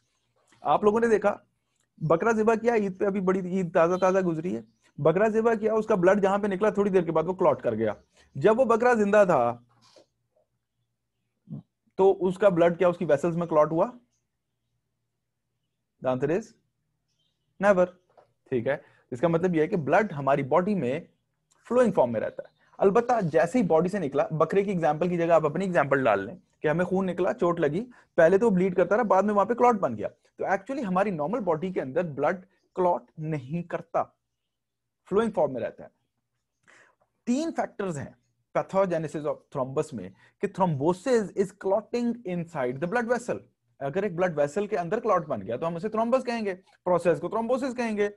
ठीक है, नाउ देयर आर 3 फैक्टर्स जिनको हम कलेक्टिवली कहते हैं विर्शोस ट्राइड, और जब वो तीनों फैक्टर्स कंबाइन हो जाते हैं तो थ्रोम्बोसिस के चांसेस बढ़ जाते हैं। Now what are those 3 factors? हम जल्दी से लिखते हैं। द फर्स्ट वन, शाबाश, एंडोथेलियल इंजरी कह सकते हैं आप, एंडोथेलियल इंजरी। जस्ट लुक, अगर एक स्मूथ शाइनी सरफेस है just like the screen of your phone, आप इसके ऊपर पानी का एक कतरा डालेंगे तो वो गिर जाएगा, बह जाएगा ना नीचे। लेकिन अगर वही सरफेस एक स्पंज है, कपड़ा है, आप उसके ऊपर पानी डालेंगे तो वो नीचे नहीं बहेगा बल्कि उसके ऊपर स्टिक कर जाएगा, क्योंकि उसकी सरफेस स्मूथ नहीं है या उसके अंदर एब्जॉर्ब हो जाएगा, एडजॉर्ब हो जाएगा, ऐसे ही होगा ना। तो endothelial injury actually what does it do कि वो स्मूथनेस ऑफ द एंडोथेलियम को डैमेज कर देती है। तो यानी कि आप एंडोथेलियल इंजरी में लिख सकते हैं roughness of the endothelium. This is the first factor which will give rise to a thrombus formation. Number two वो चीज है जो हमने बहुत दफा बोली है और मैं आप लोगों को बहुत दफा बता चुका हूं कि ब्लड वेसल में इन्फ्लेमेशन में भी मैंने बताया था, सर्कुलेशन में भी मैंने बताया था कि ब्लड फ्लो करता है स्ट्रीमलाइन पैटर्न में, सीधा फ्लो करता है, और जो central film of the blood होती है वो सबसे फास्ट होती है और पेरिफेरी वाली फिल्म्स जो होती हैं वो स्लो एंड स्लो होती हैं, लेकिन फास्ट रन कैसे करती हैं? स्ट्रेट। इसे कहते हैं नॉर्मल ब्लड फ्लो। और नॉर्मल ब्लड फ्लो हमेशा लीनियर होता है, स्ट्रेट लाइन में होता है, just like straight arrows going in towards a single direction. This is linear blood flow. अगर ब्लड फ्लो एबनॉर्मल हो जाए तो वो वर्ल्ड्स में घूमने लग जाता है, जस्ट लाइक अ वर्लपूल, जिसे आप झक्कड़ भी कहते हैं, टॉर्नेडो भी कहते हैं। पानी के अंदर वो क्या महराब के सहराब, इस तरह का लफ्ज भी यूज होता है। तो वो जब पानी या हवा जब यूं घूमती है, आप उसके अंदर देखते हैं कि सॉलिड पार्टिकल्स भी फ्लोट कर रहे होते हैं और वो सेंटर में ऑगमेंट कर जाते हैं। तो ब्लड फ्लो भी अगर ब्लड इस तरह से ब्लड वेसल्स में फ्लो करने लगे उसे कहते हैं टर्बुलेंट ब्लड फ्लो। तो दूसरा क्या हो गया? टर्बुलेंट या एबनॉर्मल ब्लड फ्लो। क्योंकि ये जब ब्लड फ्लो एबनॉर्मल होगा it will give rise for clotting of the blood cells. दो बातें। तीसरी बात, हाइपर कोएगुलेबल स्टेट्स। कोई क्लॉटिंग टेंडेंसीज ऐसी हैं जिसकी वजह से बेटे क्लॉटिंग बढ़ गई है। हाइपोकोगुलेबल स्टेट्स में कोगुलेशन कम होती है, हाइपरकोगुलेबल में क्या होगा? क्लॉट्स बनेंगे। तो अब हम ये तीन चीजों को इकट्ठा क्या कहते हैं? द विर्शोज, VIRCHOW, विर्शो ट्राइएड या विर्शोज, कॉमा अपॉस्ट्रोफी एस भी डालते हैं। अब इसमें से एक एक टॉपिक को हम उठाएंगे और उसको हम डिटेल में देखते जाएंगे। पहला टॉपिक कौन सा? Endothelial injury. अब सिंपल सी बात है, आप लोगों ने कभी वेसल रिपेयर की? कभी वेसल रिपेयर की है, सर्जरी की है? वेन्स का ग्राफ्ट लगाया? किसी सीनियर को देखा है लगाते हुए? जी सर, फेमरल फिस्टुला बनते हुए देखा है। कौन सा सूचर यूज हुआ था? टेल मी, कौन सा सूचर यूज किया था उन्होंने? जो भी थे साहब, डॉक्टर साहब, सर्जन जो भी थे, कौन सा सूचर यूज किया था? मैं तो प्रोलीन 60 यूज करता हूँ। Why do I use 60? 60 proline, it is so thin, आपके हेयर से भी, मेरे तो बाल ही नहीं है खैर, स्मॉल थिन हेयर से भी बारीक सा सूचर होता है। Why do you use that suture? एक तो वेसल वॉल नाजुक बहुत है, दूसरा जितना मोटा सूचर यूज होगा उतना वो वेसल के अंदर प्रोट्रूड करेगा, क्योंकि वेसल वॉल को जब आप जोड़ेंगे तो मोटे सूचर से जोड़ेंगे तो अंदर वो हम्प्स क्रिएट करेगा ना, जस्ट लाइक स्पीड ब्रेकर्स। तो स्मूथनेस ऑफ द एंडोथेलियम चली जाएगी ना। समझ आई ना बात की? और उसके अंदर भी एक और चीज, अगर मैं आप लोगों को और एक और बात बताऊं, क्योंकि आई एम अ सर्जन तो मैं ये बातें ज्यादा डिटेल में बोलूंगा कि हम उसके अंदर डबल एंडेड नीडल यूज करते हैं। डबल एंडेड सूचर, उसके एक तरफ भी नीडल होती है, दूसरी तरफ भी नीडल होती है। एक तरफ से यूं शुरू किया, दूसरी तरफ से शुरू किया, और एक ही नॉट बाहर की तरफ बांधनी आखिर में, ताकि अगर हम सिंगल एंडेड नीडल करेंगे और वो खत्म हो जाएगी तो हमें दरमियान में नॉट डालनी पड़ेगी। तो वो नॉट ना डालना भी एक स्पेशल वे होता है। और इवन जिस तरफ से ब्लड फ्लो होता है, स्लोप को यूं बनाया जाता है, इस तरह से। अगर ब्लड का डायरेक्शन यूं है तो हम इस तरह से उसको करेंगे, इस तरह से नहीं करेंगे, क्योंकि फिर यहां पे ब्लड आके टकराएगा। इस तरह से नहीं उसको एनास्टोमोस करेंगे, बल्कि इस पैटर्न में करेंगे, ताकि कि वो हल्का सा स्लोप अप हो जाए। समझ आई ना बातों की? तो इसके अंदर समझाने का मकसद क्या है कि smoothness of the endothelium it is very much required for not के थ्रोम्बोसिस ना हो। और ये इतना ही है। अलबत्ता जो अगली जो चीज है ना, वो बहुत इंपॉर्टेंट है, टर्बुलेंट या एबनॉर्मल ब्लड फ्लो। क्या समझते हैं आप लोग कि टर्बुलेंट या एबनॉर्मल ब्लड फ्लो क्या होता है? बताएं, कोई कॉजेज बता सकते हैं टर्बुलेंट या एबनॉर्मल ब्लड फ्लो की? एक तो यही डैमेज टू द वेसल्स और एथेरोस्क्लेरोसिस। एथेरोस्क्लेरोसिस, आई गेस मुझे आप लोगों को कुछ समझ नहीं आ रहा, मैं थोड़ा सा इसको डिटेल में बता देता हूं। देखो, फर्ज करो ये एक ब्लड वेसल है, ब्लड फ्लो जो है वो कहाँ से कहाँ है? लेमिनार। नॉर्मल ब्लड फ्लो कैसा था? लेमिनर था। वो तो आप लोगों को पता है, जो मैंने बताया भाई, आप लोगों को सीधा सीधा होता है लेमिनर ब्लड फ्लो। अब एक्चुअली हुआ क्या, हाँ, कि हमारे पेशेंट में ओल्ड एजेड स्मोकर था और बहुत ज्यादा हाइपरलिपिडेमिया का पेशेंट था, जिसकी वजह से यहाँ पे उसके यहाँ पे वेसल के अंदर वॉल में क्या बन गया है, एक एथेरोमेटस प्लेग बना पड़ा है। ये क्या हो गई है? एथेरोस्क्लेरोसिस हो गई है उसको। ठीक है, अब जो ब्लड जो नॉर्मली कैसे चलना चाहिए था जी, नॉर्मल पैटर्न में ऐसे चलना चाहिए था, जब यहां वाला ब्लड आएगा तो क्या वो टक्कर आएगा यहां से? वो टक्कर खा के किधर को जाएगा?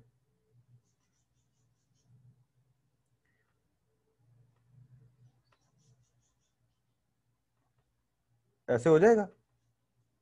और जो यहां वाला और होगा वो भी यूं नीचे को आएगा, है ना? और जब ये नीचे को आएगा तो चांसेस हैं कि यहां से भी एक लिम्ब यूं निकलेगी और यूं घूमने लग जाएगी, तो नॉर्मल ब्लड फ्लो एबनॉर्मल हो गया। समझ आए? और ये जो सर्कल्स बन रहे हैं यही टर्बुलेंट ब्लड फ्लो है। तो atherosclerosis is by far the most important cause of thromboembolism, of abnormal blood flow, you can say, of abnormal blood flow. अब उसके बाद और कोई cause, aneurysms. Have you seen heard about aneurysm? Saccular भी होते हैं, पार्शियल भी होते हैं। कोई सुना है एनोरिज्म क्या होता है? अब aneurysm is an abnormal dilatation of a vessel. Usually arteries अगर डायस्टेंड कर जाएं तो वो एक हम्प्ड आउट पार्ट बन जाएगा उसका, उसके अंदर भी ब्लड फ्लो एबनॉर्मल हो जाएगा। बताएं यार, बोले। Yes sir. तो aneurysms is yet another cause. MI, myocardial infarction. Myocardial infarction में क्या होता है, नॉर्मली जब हार्ट कंट्रैक्ट करता है ना तो वो ब्लड को स्ट्रीम लाइट पैटर्न में आगे निकालता रहता है। जब मायोकार्डियल इन्फार्क्शन हुआ तो हार्ट का एक एरिया डेड हो गया, फर्ज करें इतना एरिया डेड हो गया, तो जब बाकी हार्ट कंट्रैक्ट करेगा ये वाला हार्ट का एरिया बैलून आउट कर जाएगा, क्योंकि इसमें कंट्रैक्टाइल मशीनरी अब काम नहीं कर रही। तो इसी वजह से पोस्ट मायोकार्डियल इन्फार्क्शन हार्ट के अंदर से थ्रोम्बस निकलते हैं। इसीलिए आपने देखा होगा कि जो पेशेंट जिन्हें हार्ट अटैक हुआ वो एंटीप्लेटलेट थेरेपी पे डले हुए होते हैं, उनको लोप्रिन चल रही होती है, एस्पिरिन चल रही होती है। सही है ना? समझ आ गई बात? फिर अगला, अगर मैंने आप लोगों को बताया था कि जो वॉल्व्स होते हैं, हार्ट के जो वॉल्व होते हैं वो यूनिडायरेक्शनल होते हैं, एक ही तरफ खुलते हैं। अगर हार्ट वॉल्व रिगर्ज कर जाए या स्टीनोज हो जाए तो दोनों सूरतों में ब्लड फ्लो खराब हो जाएगा। बताएं। Yes, sir. Regurgitation. Yes, by far the most important cause of aortic left atrial thromboembolism is mitral valve, और सबसे common site superior surface of heart के अंदर, वरना तो कैरोटिड्स हैं, हार्ट के अंदर आर्टीरियल थ्रोम्बोएम्बोलिज्म की सबसे common site superior surface of mitral valve है, क्योंकि माइट्रल स्टेनोसिस बड़ा कॉमन एलिमेंट है जो हार्ट में कॉमनेस्ट हार्ट प्रॉब्लम कंसीडर होता है। ठीक हो गया जी?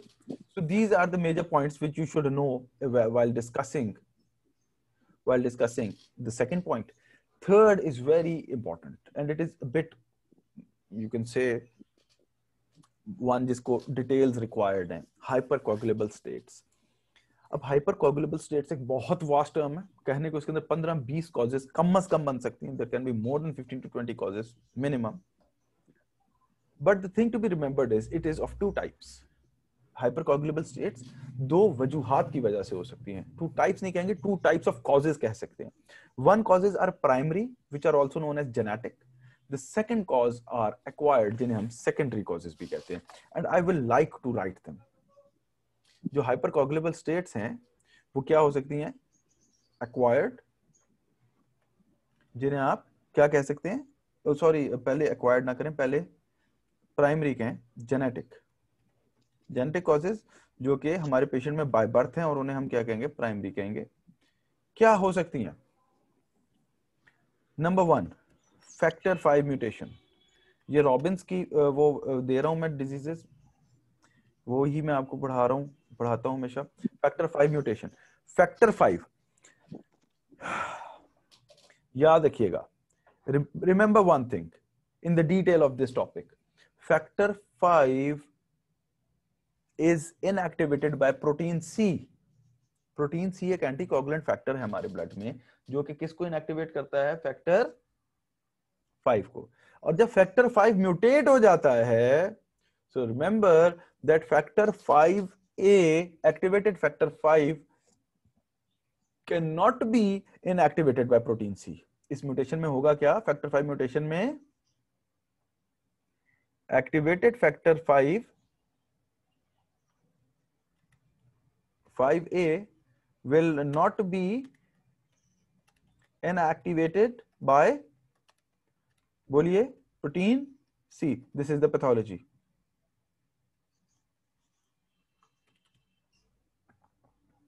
ठीक है, समझ आ गई बात? अगली बीमारी इधर की, प्रोथ्रोम्बिन म्यूटेशन। किसकी म्यूटेशन? प्रोथ्रोम्बिन। प्रोथ्रोम्बिन कौन सा फैक्टर था?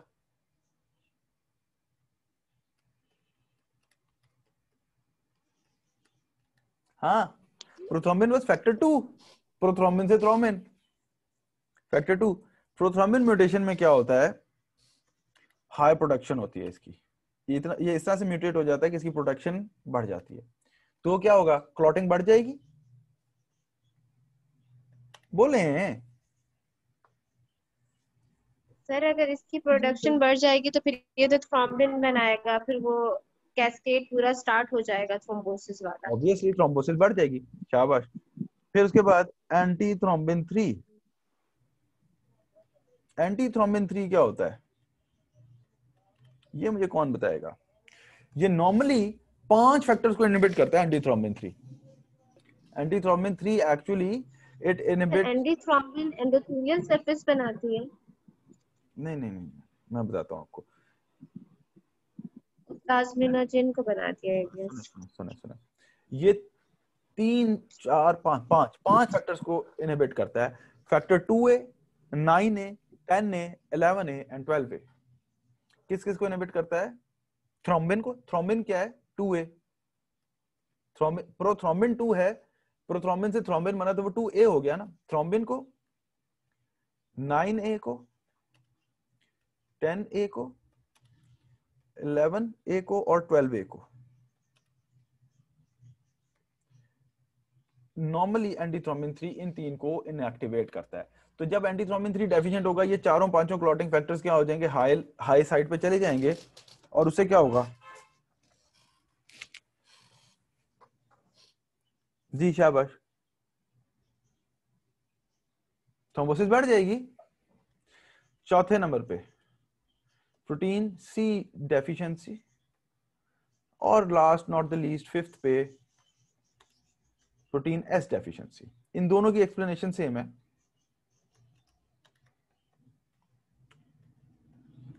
ये क्या करते हैं? Protein C and S, they both inhibit. बोलें किसको इनहिबिट करते हैं? अभी तो एक ऊपर लिखा है मैंने, बोलें एक तो ऊपर लिखा है 5A एंड दूसरा कौन सा होता है? And 8A। Both inhibit factor 5A and 8A। तो अगर ये इनहिबिटेड कम हो जाएंगे तो क्या होगा?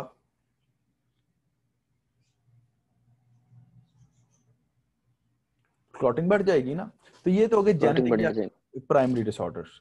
फिर अब आ जाते हैं सेकेंडरी। ये बड़े इंपॉर्टेंट फैक्टर्स हैं ये सेकेंडरी। और जो सेकेंडरी होता है उसको हम क्या कहते हैं? Acquired, obviously. नाउ अब इसके अंदर ना हम इसको 2-3 तरीकों से डिवाइड कर लेते हैं। एक होते हैं हाई रिस्क फैक्टर्स, एक होते हैं low risk factors. High risk कौन बताना चाहेगा?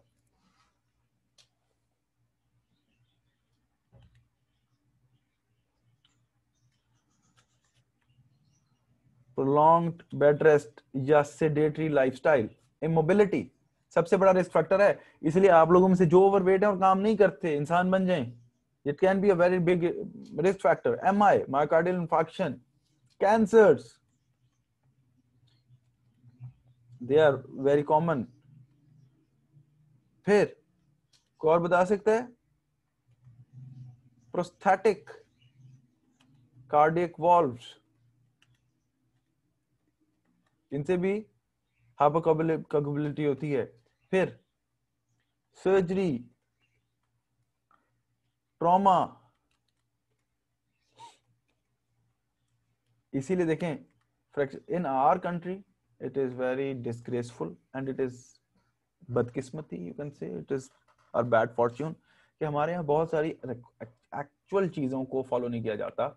वरना एक ऐसा पेशेंट जिसका 5, 7, 8, 10 दिनों का बेड हॉस्पिटल स्टे हो और उसकी प्रोलॉन्ग सर्जरी हो, या कैंसर का पेशेंट हो, उसके अंदर थ्रोम्बोएम्बोलिक फिनोमेना के लिए आपको पहले से उसको हाइपरनाइज करके चलना होता है, उसको प्रोफिलैक्टिक थेरेपी पे डाला जाता है। हमारे यहाँ नहीं किया जाता। उसको स्टॉकिंग्स भी पहनाई जाती हैं, उसकी लेग साइड भी एलिवेट की जाती है, उसको प्रेशर स्टॉकिंग्स के थ्रू डीवीटी ना हो, उसको हाइपरनाइज भी करते हैं। हमारे यहाँ नहीं करते, बस बदकिस्मती है, बट इट इज डेफिनेटली जरूरी है। DIC, डिसेमिनेटेड इंटरवैस्कुलर कोगुलोपैथीज, कोगुलेशन जिसे कहते हैं, और कोई और चीज आपके जहन में आती हो? मेरा ख्याल है यही है। फिर लो रिस्क पे आते हैं, कोई एक आधा मिस हो गया तो जरूर ऐड कर लीजिएगा। टॉप 1 स्मोकिंग लाजमी ऐड करेंगे आप हर जगह जी। Atrial fibrillation, afib, atrial fibrillation. Sir oral contraceptives high risk में आएंगे, लो रिस्क में आएंगे? लो रिस्क में, according to Robbins they are in the low risk category. OCP therapy,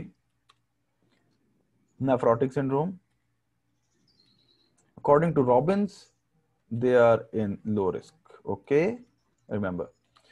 फिर उसके बाद सिकल सेल एनीमिया, और जो मैं क्लेम करता हूं वो मैं आप इसको फॉलो कर सकते हैं बुक से, इंशाल्लाह आपको कभी भी गलत बात नहीं मिलेगी। कार्डियोमायोपैथीज,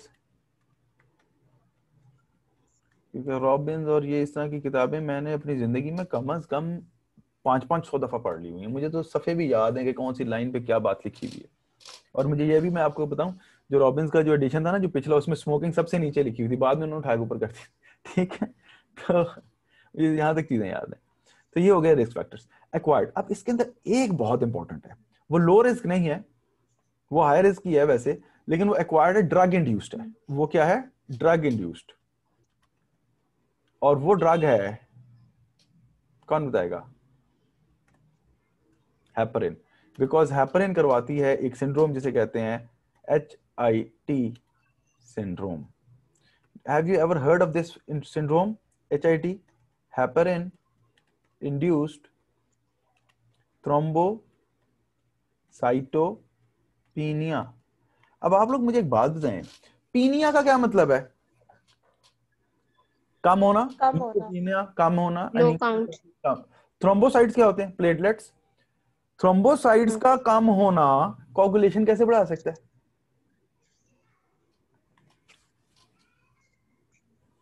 सर वो कोगुलेशन फैक्टर्स जो एक्टिवेट हो रहा है ना? नहीं होते इसमें कोगुलेशन फैक्टर्स एक्टिवेट। अब देखें, अब मेरी बात जरा गौर से सुनिएगा, बड़े गौर से। जब हम पेशेंट को हेपरिन देते हैं ना, जो स्टैंडर्ड हेपरिन है, जो ओरिजिनल हेपरिन थी, अनफ्रैक्शनड या लो मॉलिक्यूलर वेट एनॉक्सापैरिन, डेल्टापैरिन, वो नहीं, जो सादी हेपरिन थी किसी जमाने में, जो पहली ड्रग इंट्रोड्यूस हुई थी, हेपरिन जब हम बॉडी में देते थे तो हेपरिन के ऊपर एंटीजेंस है। हेपरिन पे क्या है? एंटीजेंस। और उन एंटीजेंस के अगेंस्ट क्या बन जाएगा बॉडी में? बोलिए। एंटीबॉडीज बन जाएगी। अब हेपरिन दी हमारे पेशेंट को, और उसके हमारे पेशेंट के बॉडी के ब्लड में हेपरिन के अगेंस्ट एंटीबॉडीज बन गई। अब मजे की बात तो नहीं, खैर अफसोस की बात है, वो क्या कि वो एंटीबॉडीज, या यूं कह लें कि वो हेपरिन की सरफेस वाली एंटीजेंस रिजेंबल करती हैं हमारी प्लेटलेट्स की सरफेस की एंटीजेंस पे को। ये एंटीजन थी हेपरिन की सरफेस पे, और ये रिजेंबल किसको करती हैं? प्लेटलेट्स के ऊपर पड़ी हुई एंटीजेंस को। तो जो एंटीबॉडीज इस एंटीजन के खिलाफ लगी बनी थी, वो इसके साथ भी रिएक्ट कर जाएंगी, क्योंकि antibodies can be cross reacting. तो वो एंटीबॉडीज जो एक्चुअली इस एंटीजन के खिलाफ बनी थी, हेपरिन के खिलाफ बनी थी, वो रिएक्ट कर गई प्लेटलेट वाली एंटीजन पे। जब प्लेटलेट्स की एंटीजन एंटीबॉडी कॉम्प्लेक्सेस बने, प्लेटलेट्स जगह जगह क्या कर गए? एग्रीगेट। प्लेटलेट एग्रीगेट कर गए, और ब्लड के अंदर कहीं कहीं पे, ब्लड वेसल्स में कहीं कहीं पे वो प्लेटलेट एग्रीगेट करके क्लॉट्स बन गए, थ्रोम्बस बन गए, और जो रिमेनिंग ब्लड था वो प्लेटलेट फ्री हो गया।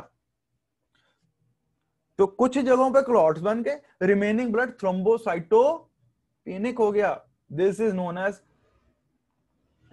As heparin induced thrombocytopenia. समझ आया?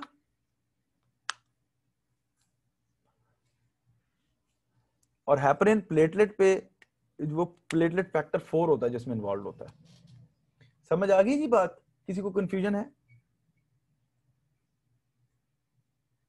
या समझ ही नहीं आई? सारे खामोश हो गए हो। हेपरिन की सर्फेस की एंटीजेंस थी जिनके खिलाफ बनी एंटीबॉडीज, और वो एंटीजेंस इत्तेफाक से मिलती थी प्लेटलेट की सर्फेस की एंटीजेंस से।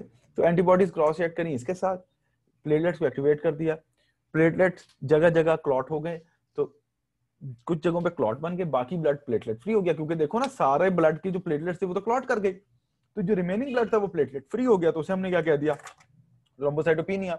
लेकिन एक्चुअली ये थ्रोम्बोटिक स्टेट है, क्योंकि वो जो क्लॉट्स बने हैं वो कहीं ना कहीं ऑब्स्ट्रक्शन करेंगे, वो थ्रोम्बोसिस करेंगे। ठीक है, ठीक ओके जी सर। और फिर आखिर में एपीएस सिंड्रोम्स हैं, वो भी बस इसमें आप ऐड कर सकते हैं। ये रिकरेंट थ्रोम्बोसिस होती हैं, इसके अंदर ना एंटीबॉडीज बन जाती हैं एनायनिक फॉस्फोलिपिड्स के अगेंस्ट। एपीएस सिंड्रोम में antibodies are formed against anionic phospholipids, खसूसन कार्डियोलिपिन्स के अगेंस्ट। और पेशेंट को ना रिकरेंट जो होता है ना वो